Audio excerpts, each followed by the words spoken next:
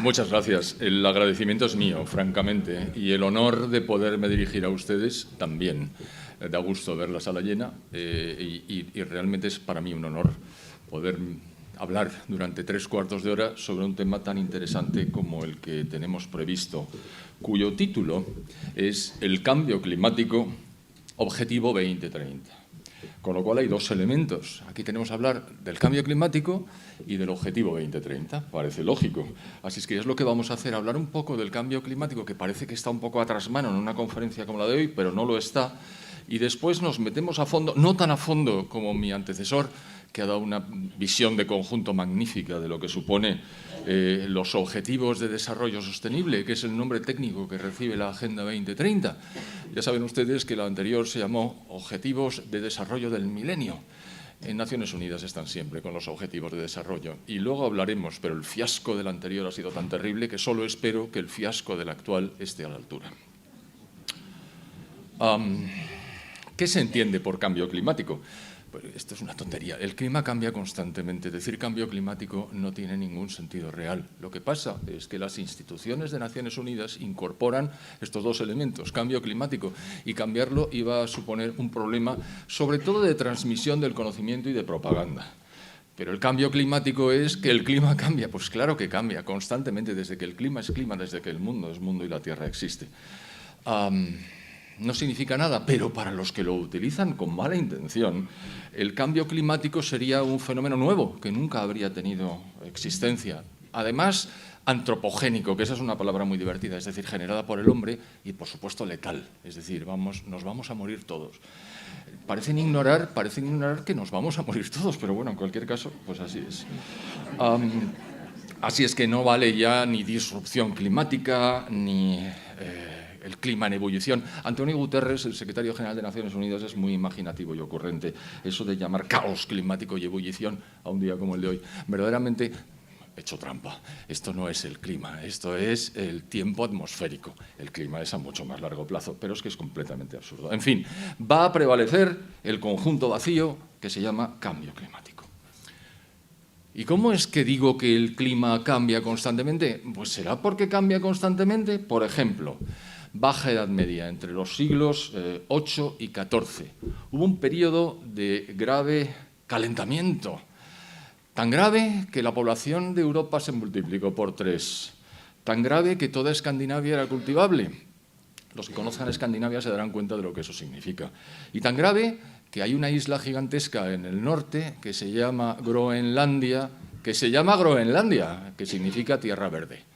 ¿Por qué? Porque era verde, por ese calorcillo. Pero luego llegó un decaimiento de las temperaturas fuerte, al que se llamó la pequeña edad de hielo, y que tuvo lugar entre los siglos XV y XIX aproximadamente.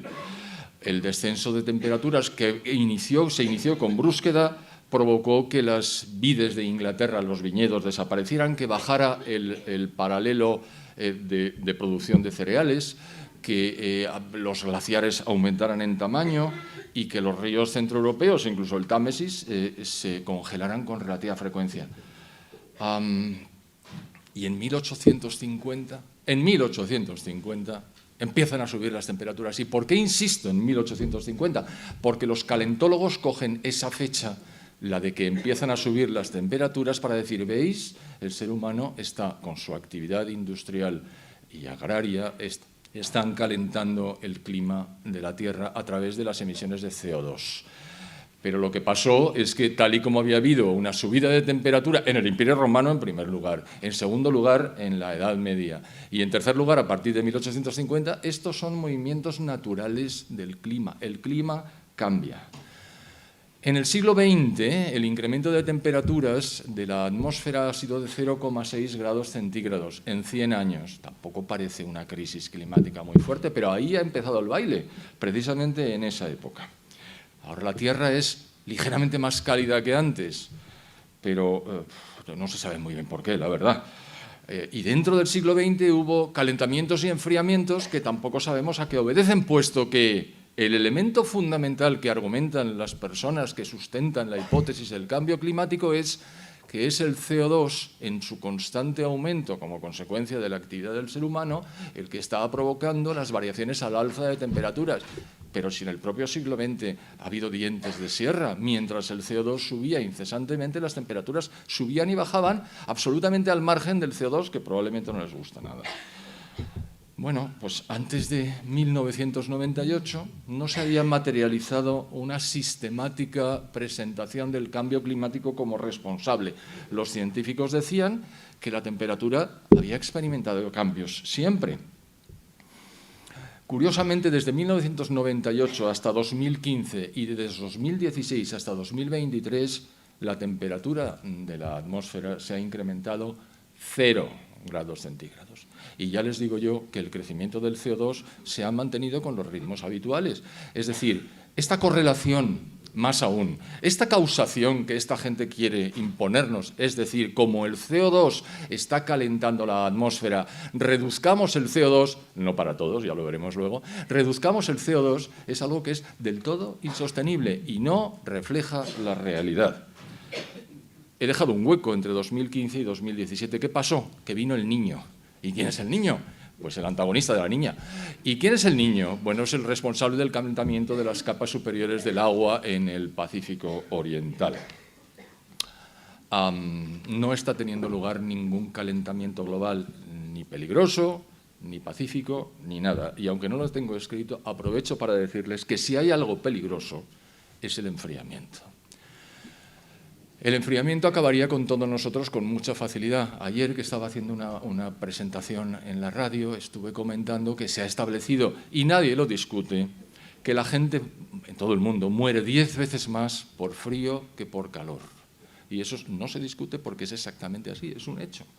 Y entonces la persona que me estaba entrevistando dice, perdona, acaba de salir un dato nuevo, no son 10 veces, son 20 veces más. Es decir, la gente se muere de frío. Difícilmente se muere de calor, pero eso sí, en los medios de comunicación de masas verán constantemente el golpe de calor acabó con Periquito que estaba trabajando en el exterior cuando la temperatura... Y es verdad, hay que protegerse, el golpe de calor es peligroso, pero eso no tiene nada que ver con el clima, solo faltaba. ¿Dónde empieza todo esto? En el efecto invernadero. ¿Qué es el efecto invernadero? El que nos da la vida. Si no hubiera en la Tierra efecto invernadero, que está inducido por los gases de efecto invernadero, la temperatura media sería de 17 bajo cero. A 17 grados bajo cero no habría vida. Afortunadamente contamos con los gases de efecto invernadero, el primero de los cuales, el más importante, que es el 95% de todos los gases de efecto invernadero, es el vapor de agua. Y en segundo lugar, el CO2. El vapor de agua es el 95% de la totalidad de los gases, luego está el CO2 con 3,7 y luego está, esto lo ha mencionado don Alberto Bárcenas al hablar de las vacas, el metano, el óxido nitroso, los clorofluorocarbonos, pero son no trazas, pero casi testimoniales. Pero, en un momento dado, tres norteamericanos científicos, publicaron en Nature, que es una revista científica, en 1998, un artículo que se conoce como el palo de hockey. Y lo que hicieron fue decir, miren ustedes, desde el año 1000 hasta el año 1850 la temperatura no se ha movido. Eso es completamente falso, pero lo dijeron. Pero luego crece vertiginosamente como consecuencia de la revolución industrial. Ergo, hay una correlación entre CO2 y temperaturas. Más allá todavía, hay una causación. El CO2 provoca el incremento de temperaturas, como en el efecto invernadero. Efectivamente, el efecto invernadero es que llegan las emisiones de onda corta de los rayos solares, golpean la Tierra y cuando van a salir, los gases de efecto invernadero, cual mantita o edredón, impiden que salga la totalidad de ellos y nos mantienen a esa temperatura tan estupenda que es de 14 grados de media en la Tierra, que permite la vida, no solo permite la vida, si somos ya más de 8.000 millones, vaya exitazo, algunos quieren acabar con él. Bueno, entonces, el palo de hockey es falso como un duro de madera. Ahora hablaremos del IPCC. El IPCC es un organismo que luego mencionaré, pero que en su tercer informe, hace informes cada 5 o 6 años aproximadamente, presentó el palo de hockey como diciendo, ven ustedes, el ser humano es el culpable. Les duró 5 años. En el cuarto informe retiraron el palo de hockey por tramposo. Hasta el IPCC, que es el epítome de la trampa organizada por Naciones Unidas, ha retirado el palo de hockey por falso. Casi no voy a profundizar. Pero ¿y el CO2? El CO2 está aquí. Ustedes lo saben. Bueno, perdonen, el CO2 está aquí. La concentración de CO2 en la atmósfera es de 424 partes por millón. Aquí hay entre 2.000 y 3.000, y si seguimos con la puerta cerrada, 4.000. ¿Algún problema? Ninguno. ¿Saben cuál es la concentración del CO2 en nuestros pulmones? 40.000 partes por millón. Así es que no les metan miedo con el CO2, que daño no les va a hacer. No va a hacer daño, pero va a subir la temperatura. No, pues la temperatura no hay correlación entre incremento de CO2 e incremento de temperaturas. Lástima que no tengo aquí el PowerPoint donde aparecen los gráficos que son definitivos, pero bueno, no tiene mayor importancia. Bueno, por cierto, el propio IPCC, en su tercer informe, famoso tercer informe, donde apareció el palo de hockey, también decía cuál era el porcentaje de CO2 antropogénico que estaba dentro de la totalidad del CO2, que a su vez es el 3,7 de los gases de efecto invernadero. ¿Y qué dijo el IPCC? Aquí lo veo. Porcentaje natural del dióxido de carbono, 97,1%. Porcentaje antropogénico, 2,9%. Pero es el humano el que está calentando la temperatura, el natural no. ¿Qué pasa? ¿Que son distintos? No, las moléculas son las mismas. ¿Y entonces cómo pretende usted que yo me crea esto? Es muy fácil. También ha desaparecido ese cuadro de los registros del IPCC. Bien, así es que queda claro y que debe quedar muy claro que no hay ninguna correlación entre CO2 e incremento de temperaturas. Lo que sí es un elemento fundamental y decisivo es precisamente el vapor de agua, es decir, el 90% de los gases de efecto invernadero. Y además el forzamiento del vapor de agua es mayor, este palabra lo explico ahora, mayor que el del CO2. ¿Qué es el forzamiento? La capacidad de calentar que tiene una molécula de agua en comparación con una molécula de CO2. ¿Cuál es la que más, de todos los gases de efecto invernadero, cuál es el gas que más forzamiento tiene? El óxido nitroso. ¿Y cómo lo sabe usted? Digo, bueno, ese es el gas de la risa, es decir, que se utiliza a veces para hacer contra su voluntad reír a la gente, pero sobre todo es el que impele los cohetes que se lanzan a la atmósfera. Es una enorme capacidad de calentamiento la que tiene y por eso lo utilizan. Bueno, y si esto no hay por dónde cogerlo, y si es una mentira enorme, ¿por qué ha tenido éxito? ¿Por qué ha colado? Es decir, ¿por qué la gente piensa que efectivamente estas emisiones de CO2 que estamos realizando, no todo el mundo evidentemente, pero ¿por qué es tan predominante? Pues por varias razones. La primera es porque es muy sencillo, todo el mundo entiende que es un invernadero. Un invernadero es una cosa de cristal donde se pone, entra el sol, se mantiene la temperatura interior y las plantas crecen, y crecen mucho mejor que fuera. ¿De cuándo acá los holandeses iban a producir tomates con el clima que tienen si no fuera por los invernaderos que utilizan? Es más, ¿qué introducen en los invernaderos para que los tomates crezcan mejor? CO2. ¿Por qué? Porque el CO2 es el elixir de la vida. Sin el CO2 estábamos todos muertos. Anda, no exagere, ¿cómo? Si nuestro nivel de CO2 en la atmósfera estuviera por debajo de 150 partes por millón, las plantas morirían y con ellas todos nosotros. Efectivamente, como dicen los neomalthusianos, nos vamos a morir todos, pero afortunadamente el CO2 crece. Hemos estado a punto de alcanzar en la última glaciación las 150 partes por millón, pero afortunadamente la cosa no llegó a tanto. Así es que, idea sencilla e intuitiva, un apoyo monstruoso por parte, no ya de Naciones Unidas, sino de prácticamente todas las instituciones de este mundo, y ahora contaré quiénes son los que lo apoyan, por los líderes que lo empujaron desde el principio, empezando por Al Gore, que es un tipo con una capacidad de comunicación absolutamente fascinante, y porque la naturaleza tiene horror al vacío.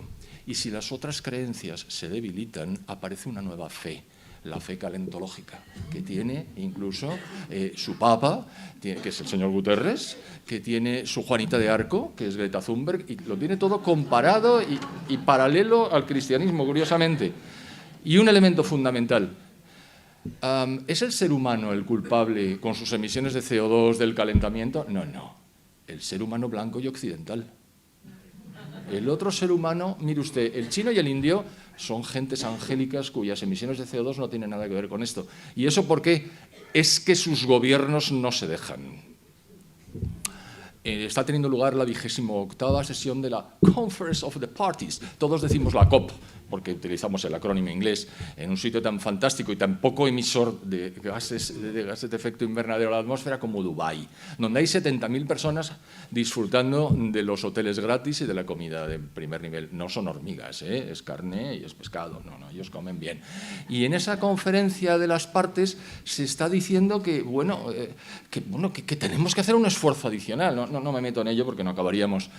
Y llega a India y dice, que con nosotros no cuenten, nosotros vamos a seguir construyendo centrales de carbón como si no hubiera un mañana, porque como somos pobres y sabemos que la energía es el fundamento de las sociedades, nuestra población va a tener energía. Ustedes pueden decir misa, y nunca mejor dicho, esas misas laicas que se gastan, pero nosotros vamos a seguir quemando carbón. Los chinos hacen así, pero queman carbón igualmente, con lo cual es exactamente lo mismo.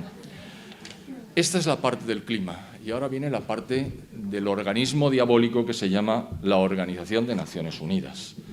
¿Que por qué es un organismo diabólico? Pues que con lo que hemos oído antes ya nos podemos hacer una idea de efectivamente por dónde van, pero no voy a tocar el tema desde la perspectiva del cristianismo, sino de la perspectiva de la manipulación. ¿Cuándo nació Naciones Unidas? Pues Naciones Unidas, como sabrán ustedes, nació en 1945.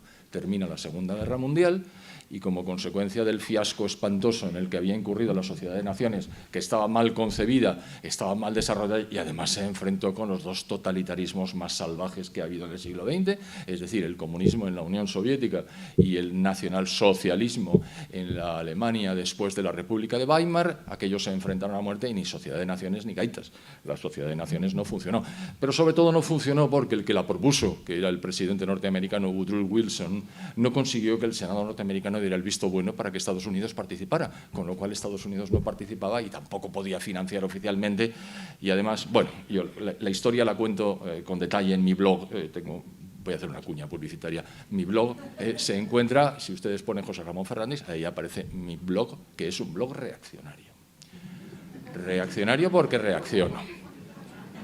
Y ahí verán la historia de la Sociedad de Naciones. Bueno, pues termina la guerra y los vencedores de la guerra, que son, digamos, los aliados, organizan en San Francisco una nueva entidad muy parecida a Naciones Unidas, que ve la luz el 24 de octubre del 45. Recuerden que la guerra ha terminado en septiembre en el Teatro del Pacífico y en mayo en el Teatro Europeo, es decir, muy recientemente.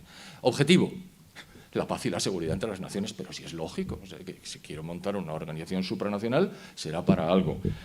193 miembros ahora, en su día solamente 55. Decía don Alberto Bárcena que seguramente Naciones Unidas ha conseguido algo. Sí, da de comer magníficamente a las personas, enorme cantidad de personas les dan muy bien de comer, les paga maravillosamente. Pero de las 71 intervenciones de conservación de paz que ha tenido, ni una sola ha tenido éxito. Y cuando lo ha tenido, no ha sido por Naciones Unidas. Es decir, es un organismo que no cumple su función. Son centenares de organismos, la mayor organización del mundo. Y como las críticas crecían, decidieron en el año 2000, aprovechando que el milenio estaba en puertas, ya había entrado, perdón, el año 2000 ya es el siglo XXI, decidieron crear los 8 objetivos de desarrollo del milenio, aprovechando que el milenio pasaba por allí. Ellos son partidarios de dar objetivos y metas. Bueno, pues 8 objetivos y 17 metas, una cosa razonable. A 15 años vista. ¿Qué pasó? Pues que llegó el año 2015 e hicieron balance. El fracaso más absoluto. Solamente una meta de un objetivo se llegó a cumplir y como cuando se acontece que se encuentra la paz en un enfrentamiento, tampoco fue Naciones Unidas el que lo consiguió. ¿Y cuál fue? Pues lo leo. Una meta del objetivo número 1, erradicar la extrema pobreza y el hambre. ¿Se han dado cuenta de que ahora lo que quieren erradicar no es la extrema pobreza, sino la pobreza en los que tenemos ahora vigentes? La verdad es que son bastante ignorantes. La pobreza no se puede erradicar por definición, porque por definición, salvo que seamos todos idénticamente iguales, habrá unos más ricos y otros más pobres, aunque sea poco. Bueno, pues los más pobres serán más pobres, es decir, habrá pobreza, aunque seamos todos muy ricos, es decir, ni siquiera conceptualmente han cogido la cosa. Pero bueno, lo que hizo fue erradicar la extrema pobreza y el hambre, patentizados, y esto lo cuantificaban, en que la mitad de las personas tuviera ingresos per cápita superiores a 1,25 dólares por día. Eso se logró. Pero se logró porque tanto la República Popular China como la India se incardinaron en los movimientos de globalización, a diferenciar del globalismo, que son cosas distintas. Hablan del globo, pero la globalización es permitir que las empresas actúen libremente, sin obstáculos y sin trabas, para desarrollar el comercio internacional y emitir y recibir inversión extranjera directa. Eso es globalización y eso ha generado un salto en la riqueza de todos los países del mundo como nunca antes se había visto en el desarrollo de las sociedades. Ha sido magnífico. Eso fue lo que consiguió que saliera tantísima gente de la pobreza y no Naciones Unidas. Es decir, el enriquecimiento que procura y permite la economía de mercado, y si quieren se lo digo de otra manera, la economía capitalista, y si quieren se lo digo todavía más directamente, el capitalismo. Esto no puede seguir así. Esto, en Naciones Unidas tiene que hacer algo. Y en un momento dado, en 1968, fíjese si me remonto, un meteorólogo sueco, inducido por supuesto, que se llamaba Bert Bolin, dice, oye, vosotros del ECOSOC, es decir, el Consejo Económico y Social de Naciones Unidas, ¿por qué no convocáis una conferencia para hablar de la interacción entre el ser humano y el medio ambiente? Y Naciones Unidas dice, me alegro de que me haga esa pregunta. No es porque yo ya he dicho que me la hiciera, pero bueno, me alegro de que me la haga. La Asamblea General de la ONU decide que en 1972, efectivamente, hay que hacer una reunión específica de la que ahora hablaremos, con este fin. Pero antes, para que se vea lo de la asociación público-privada, se funda el Club de Roma, que ustedes conocerán seguramente. Y los que lo fundaron fueron miembros del grupo Morgenthau, estos grupos ricos que operan en la semipenumbra, porque esto se inició en una residencia de John Rockefeller en Bellagio, en Italia, y dijo, hay que buscar soluciones para la paz y la prosperidad del mundo. 1968. Hay que establecer un orden nuevo. Así enlazo con la presentación anterior, que ya digo, ha sido magistral porque ha establecido el patrón por el cual vamos a desarrollar las siguientes. Pero ese mismo año, el MIT, el Instituto de Tecnología de Massachusetts, presenta un papel, dice, las terribles consecuencias del incremento de la población. Es que estoy leyéndolo porque como me cuesta decir estas cosas. Las terribles consecuencias del incremento de población en el mundo, la reducción de la producción agraria, cuando jamás se había incrementado tanto, es una cosa. El agotamiento de los recursos. Ustedes saben que los recursos no se están agotando, ¿verdad? Podemos hablar de eso otro día. La creciente producción industrial y la contaminación. Voy a tener que hacer un paréntesis. El CO2 no contamina. El CO2 da la vida. El CO2 está aquí. ¿Cómo va a contaminarnos si lo tenemos dentro? Nos hubiera matado. O sea que cuando la gente dice el CO2, la emisión contaminante del CO2, no, mire usted, el CO2 no contamina nada. Contaminarán los residuos que saca el carbón a la atmósfera cuando es quemado, eso sí, pero el CO2 en absoluto. Y entonces el MIT dice, yo voy a aportar mi grano de arena. Y en el año 72, cuando se organiza la primera reunión, el Club de Roma produce un libro que yo leí en su día y que me impactó muchísimo. Yo era un chaval absolutamente desconocedor de la situación. Y se llamaba Los límites al crecimiento. ¿Saben ustedes cuántos ejemplares vendieron? 30 millones. Y en el año 72 se celebra la Conferencia de Naciones Unidas sobre el Human Environment, el entorno humano. Asisten 15 países a la reunión en Estocolmo, porque como lo había propuesto Bert Bolin, que era sueco, pues en Estocolmo. Y entonces, no sé si leerles todas las burradas que decían, vemos a nuestro alrededor creciente evidencia del daño antropogénico en muchas regiones de la Tierra, peligrosos niveles de contaminación en el agua, el aire, el suelo y los seres vivientes, grandes e indeseables alteraciones en la balanza ecológica de la biosfera, destrucción y agotamiento de recursos irreemplazables, dañinos efectos para la salud física, mental y social. No hablaban de la suya, evidentemente, del hombre en el entorno creado por el hombre, particularmente en el residencial y el laboral. Debe haber algún otro. Y más de esas. Es decir, este es el tenor, en el año 72, de las Naciones Unidas intentando modificar el patrón del comportamiento de las sociedades a través de las economías y, como luego veremos, de la energía. Así que la Conferencia de Estocolmo estableció en 1972 el medio ambiente como parte de la Agenda de Desarrollo Internacional. De esto hace 50 años, es decir, la cosa viene de antiguo, y creó el United Nations Environment Programme, el UNEP, que luego veremos, que se funda en Nairobi y allí sigue. Y su director ejecutivo, antes habrán oído hablar al señor Bárcenas de Maurice Strong, aquí está, convocó la primera reunión de expertos en el cambio climático. ¡Hala! El palabra aparece ahí. Muy bien. Paralelamente, y en Estados Unidos, que es una adalid, por lo menos los demócratas en los Estados Unidos, de este tema del cambio climático, un físico conocidísimo y climatólogo de los Estados Unidos que dirigió el Instituto Goddard de la NASA, que se llama James Hansen, depuso, primera acepción de deponer, ante el Congreso de los Estados Unidos, Y dijo, las emisiones antropogénicas de gases se correlacionan y causan el calentamiento de la Tierra, y propuso medidas para limitar su impacto, es decir, Naciones Unidas y además la NASA. Y entonces Naciones Unidas no se pudo quedar quieta y dijo, vamos a crear un organismo que se encargue de la gestión, de demostrar que el ser humano es culpable.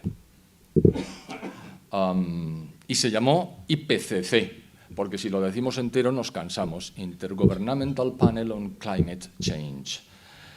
Y lo creó la UNEP, que les acabo de mencionar, con la Organización Meteorológica Mundial, porque hombre, algo de cambio climático los meteorólogos saben. ¿Y qué es lo que hace el IPCC? Avisa, alerta sobre el calentamiento global, cuyo clima o cuyo entorno climático cambia única y exclusivamente por la acción del hombre. ¿Algún otro elemento habrá? No. Solamente por la acción del hombre. ¿Pero no le interesaría a usted? No, a mí no me interesa más que la acción del hombre. Y así voy a hacer informes, que lleva 8, aunque ellos dicen que llevan 6, pero son 8, aunque no les llaman informes, pero tienen la misma entidad, envergadura, longitud y plazo que los informes, y ha realizado ya 8. Les he hablado bastante del tercero. Bueno, pues hay 8. El último de 2023. Y todos con mucha alarma, que nos vamos a morir todos, que hay que hacer algo. Incluso algunos se ha pasado diciendo, ya no hay nada que hacer. ¿Cómo que no hay nada que hacer? Pues cállese y déjenos en paz, hombre. No, le hicieron callar rápidamente. Y claro, el apoyo es completo. Organismos de todo tipo, instituciones, universidades, centros de investigación, foros, blogs, agencias, asociaciones, los estados. Una legión de activistas medioambientales liderados al principio por Al Gore. Les recomiendo que escuchen y vean a Al Gore, de verdad. Es diabólico. Es decir, incluso tiene el aspecto de cuando era más joven, ahora ya tiene el pelo blanco, pero cuando tenía el pelo negro, el padre de los Adams, alguno de ustedes se acordará, y los presidentes de los Estados Unidos, y la Comisión de la Unión Europea, y los Estados miembros, y las empresas que se benefician, porque claro, si lo que hay que hacer es reducir la generación de energía a través de los mecanismos tradicionales, habrá que buscar mecanismos alternativos, sí, la eólica y la solar. ¿Y entonces quién va a producir la eólica y la solar? Nosotros, y nos vamos a forrar. Esas empresas están a favor. Bueno, tengo aquí el dato de por qué es falso como un duro de madera el palo de hockey, y me podría poner científico, pero simplemente me voy a poner fáctico. En un momento dado, un hacker se mete en los archivos de la Universidad de East Anglia, en la Gran Bretaña, donde hay un órgano interior que se llama la Climate Research Unit, es decir, la unidad de investigación sobre el clima, y extrae 1000 correos electrónicos donde aparecían las instrucciones para falsear los datos del palo de hockey. Y decía, hey, you, hide the decline, oculta el decrecimiento de las temperaturas, porque si lo haces aparecer el palo de hockey no sale. Bueno, esto lo ocultaron de verdad los medios de comunicación de masas, en fin. Pero ellos mismos reconocen que es falso, lo que pasa es que no lo hacen públicamente. En 1991, el Club de Roma produce un informe en el que dice, entre otras cosas, el objetivo es diseñar una estrategia. Esto está todo entrecomillado, esto hay textos, es decir, está en las actas, aquí no hay trampa ni cartón. Diseñar una estrategia para movilizar a los gobiernos en favor de la seguridad medioambiental y la energía limpia para transformar el mundo, átense los machos que hablo, de una economía militar en una civil, 1991, justo cuando cae la Unión Soviética, y dicen que ahora la economía es militar. Mire usted por dónde. Deteniendo el calentamiento global y resolviendo el problema de la energía.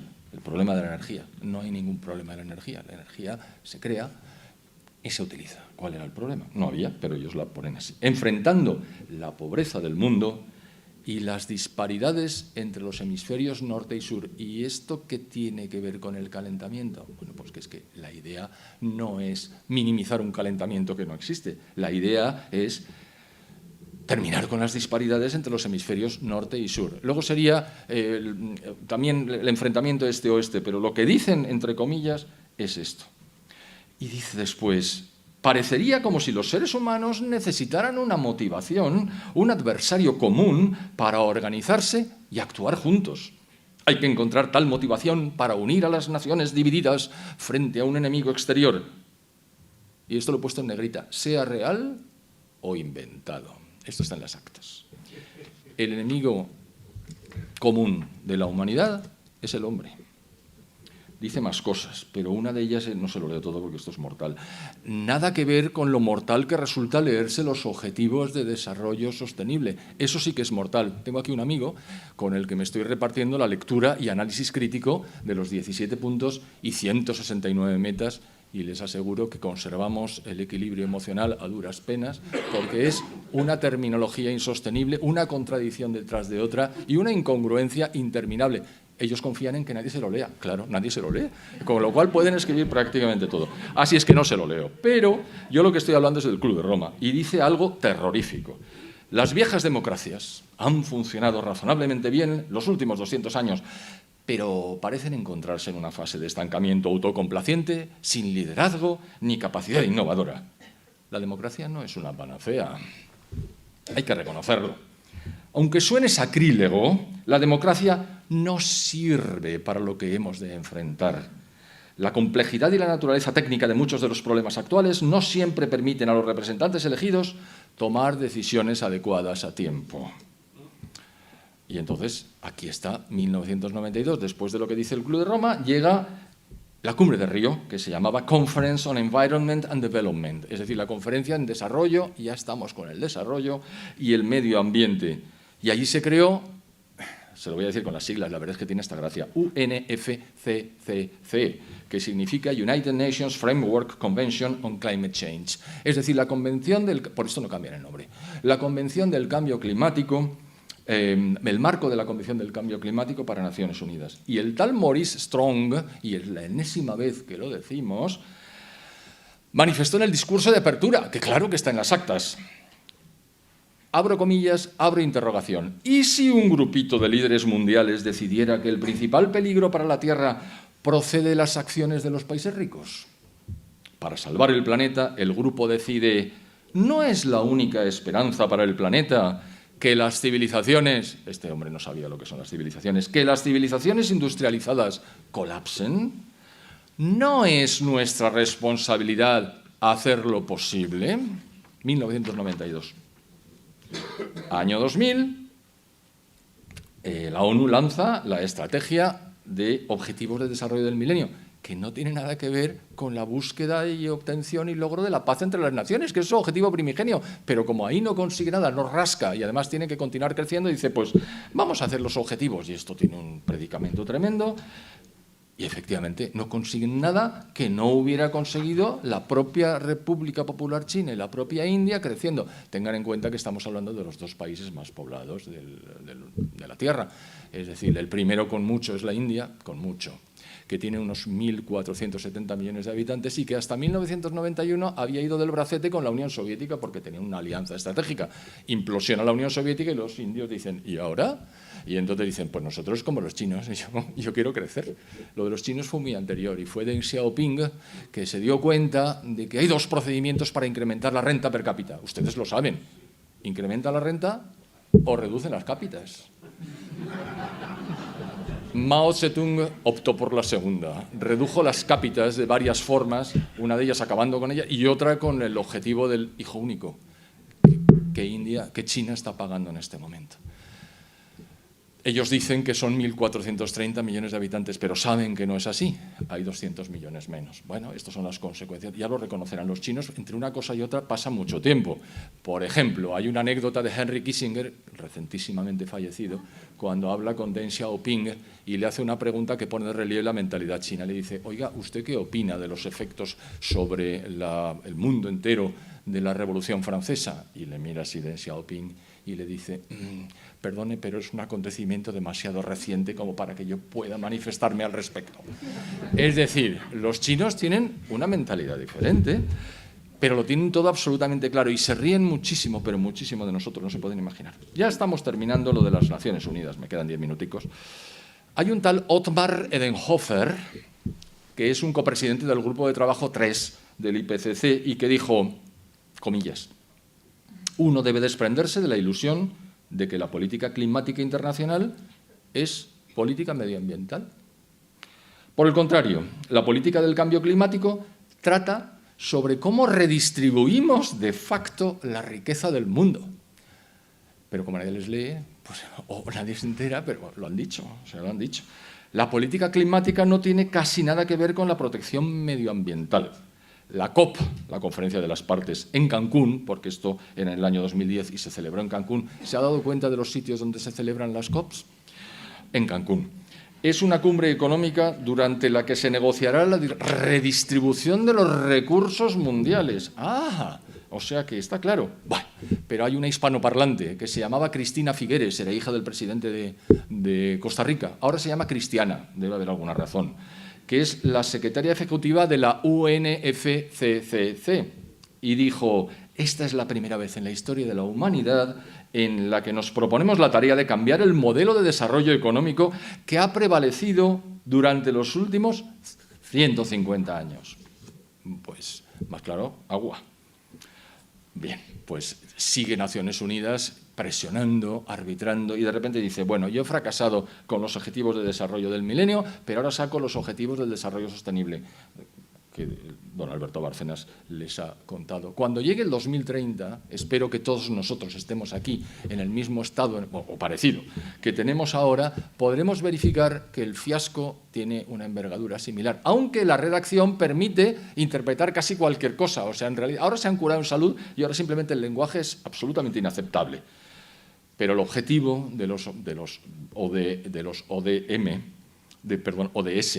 o Agenda 2030 es interferir en el reparto de riqueza. Está claro, es un planteamiento absolutamente intervencionista. No ya es que quieren hacer desaparecer los estados y los gobiernos individuales, que también, es que se enfrentan con las poblaciones de los países más avanzados, porque si hay que igualar, ustedes se acordarán del lecho de Procusto. Procusto era un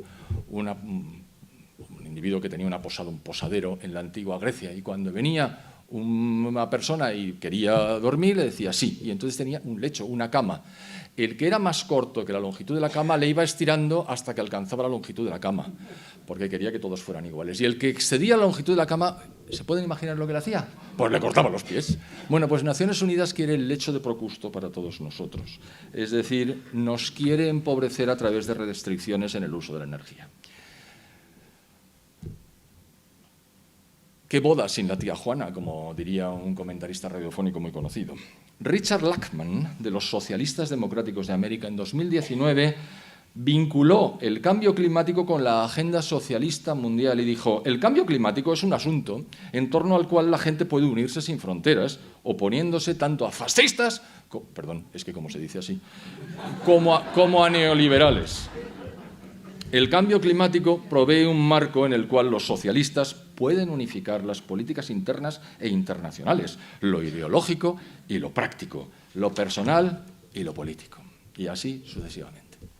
¿Qué han hecho a lo largo del tiempo para intentar conseguir los objetivos de reducción de temperaturas? Pues primero el Protocolo de Kioto. El Protocolo de Kioto, que es un intento de reducir las temperaturas vía reducción de las emisiones. Bueno, la idea era, si la temperatura hasta el año 2012, esto se arbitró en el 2008, se incrementan 2 grados en un periodo concreto, aspiramos a reducir 0,07 grados centígrados. Pero si se incrementa 1 grado, aspiramos a reducir 0,04. Ni redujeron, ni se cumplieron, ni la gente, los países hicieron caso. Y ante el fiasco, uno no reconoce los errores, uno huye hacia adelante, sobre todo si es Naciones Unidas. Y crean el Acuerdo de París, cuyo objetivo es que en el año 2030 la reducción sea de 0,05 grados centígrados. ¡Buah! Con unos costes mínimos de 20.000 millones de dólares al año, que son mucho más, digo mínimos. Estamos llegando al final del tiempo que se me ha concedido. Hemos hablado antes, Alberto Bárcenas ha hablado de todos los objetivos de los 17. Yo he traído solamente a colación 2, el 7 y el 13. El 7 dice garantizar el acceso a una energía asequible, segura, sostenible. Si en una frase de Naciones Unidas no aparece sostenible y resiliente, la frase no es de Naciones Unidas. Garantizar el acceso a una energía asequible, segura, sostenible y moderna. Meta 7.1, garantizar el acceso universal a la energía. Claro, uno lee estas cosas y dice, qué bien, que todo el mundo tenga acceso a la energía. Dice, pues sí, pero ¿cómo? Bueno, eso ya los técnicos lo discuten. Aumento de las energías renovables. A ver, Y cuando no sopla el viento y no luce el sol, bueno, pero para eso están las centrales de respaldo. Pero esas queman gas. Bueno, no, pero también estaría la energía hidroeléctrica si resulta que conseguimos que haya unas presas en un elemento superior, en una altura, una cota superior, y entonces cuando sobre energía subimos el agua y cuando haga falta de energía la dejamos caer, mueve la turbina y genera energía. Ah, está muy bien eso, sí, pero ustedes nunca hablan de eso. Hablamos nosotros que conocemos de qué va el tema. Ya, bueno, pues entonces vamos a intentar duplicar la tasa de eficiencia energética. ¿Usted sabe lo que significa eficiencia, muchacho? Es que eficacia y eficiencia son cosas muy distintas. Eficiencia es conseguir los mismos objetivos con pocos costes o en poco tiempo o en poco tiempo. Pero con las renovables se consigue todo lo contrario. Es inherentemente ineficiente. Eficiente es la energía hidroeléctrica, eficiente es la energía nuclear, pero desde luego la eólica y la solar no lo son. ¿Y el objetivo 13 qué dice? Pues cambio climático, punto, acción por el clima.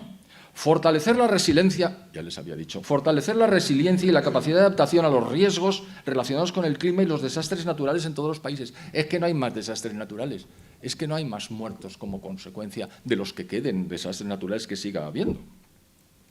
Bueno, pero en la meta 13.3 dice mejorar la educación, la sensibilización y la capacidad humana e institucional respecto de la mitigación del cambio climático. Ese que es natural hay que mitigarlo.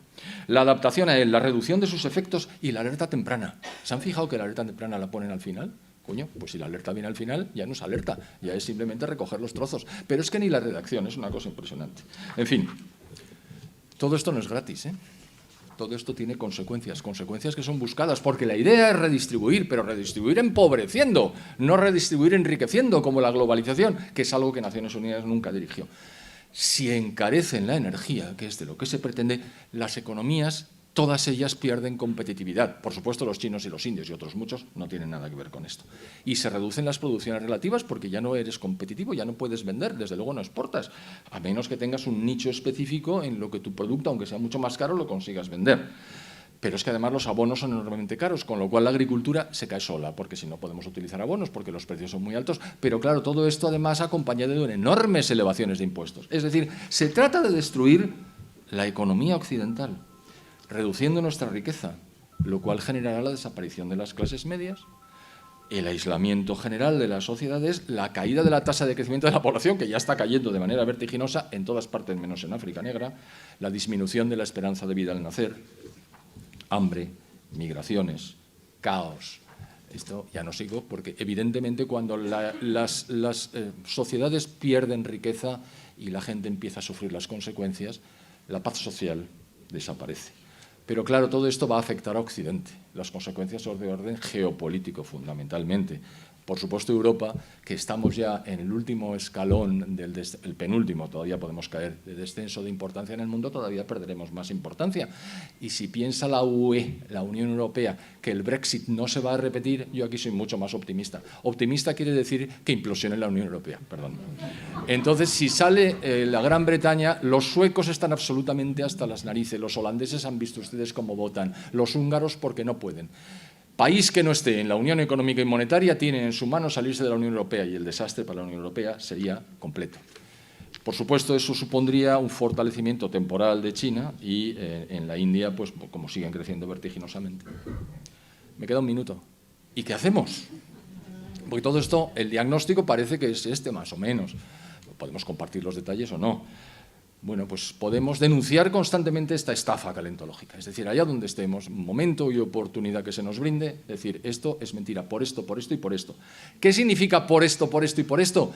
Que no tengamos fe, que esto no es una nueva religión, que esto es una estafa. Lo que hay que utilizar es la razón para desmontar los argumentos, pero no decir, ¡ay, qué miedo tengo!, que me van a manipular por el miedo. Efectivamente lo están haciendo, pero no es una cuestión de fe, es una cuestión de racionalidad. Y si conseguimos con un poco de suerte minimizar la importancia del Estado, las dimensiones del Estado, mucho mejor. El cuarto punto es abandonar las instituciones multilaterales. Formamos parte del euro, tenemos deuda emitida en euros. Como si saliéramos del euro, la nueva peseta tendría que devaluar respecto de la situación en la que nos encontramos ahora, nunca podríamos pagar la deuda. Es verdad que no la vamos a pagar nunca, a ver si van a pensar ustedes que vamos a pagar alguna de la deuda. La deuda es perpetua y creciente, como se ve por las decisiones que se adoptan. Pero en todo caso sería absolutamente impagable y entraríamos en quiebra, y como habría que salirse también del Fondo Monetario Internacional, a ver quién nos iba a valer. Es decir, nosotros no nos podemos salir de la Unión Europea, pero de la ONU sí, sin coste. No hay que pretender que la ONU desaparezca. Ellos no van a desaparecer.